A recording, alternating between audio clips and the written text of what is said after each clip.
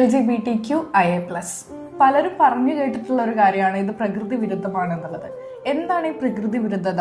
നമ്മൾ പ്രകൃതിയിലേക്ക് നോക്കുന്ന സമയത്ത് പ്രകൃതി ഭയങ്കര ഡൈവേഴ്സാണ്. അപ്പോൾ ഈ ഡൈവേഴ്സിറ്റിക്കിടയിൽ മറ്റു ജീവജാലങ്ങളിലും മറ്റു മൃഗങ്ങളിലും ഇത്തരത്തിലുള്ള അട്രാക്ഷൻ ടുവേർഡ്സ് സെയിം സെക്സ് ശാസ്ത്രീയമായിട്ട് കണ്ടെത്തിയിട്ടുണ്ട്. അപ്പോൾ ക്യൂർ ആയിരിക്കുക എന്നുള്ളത് ഒരു തരത്തിലും പ്രകൃതി വിരുദ്ധത അല്ല, ഇത് പ്രകൃതി ദത്തമായിട്ടുള്ള ഒരു കാര്യമാണ്. മനുഷ്യൻ കുഞ്ഞുങ്ങളെ ഉണ്ടാക്കാൻ വേണ്ടി മാത്രം ഉള്ളവരാണെന്നുള്ളതിൽ നിന്നാണ് പ്രകൃതി വിരുദ്ധത എന്നുള്ള വാക്ക് വന്നത്. പ്രകൃതിയിലുള്ള ഒന്നും പ്രകൃതി വിരുദ്ധമല്ല. നമ്മൾ പ്രകൃതിയിൽ ജീവിക്കുന്നത് ഭയങ്കര ഡൈവേഴ്സ് ആയിട്ടാണ്.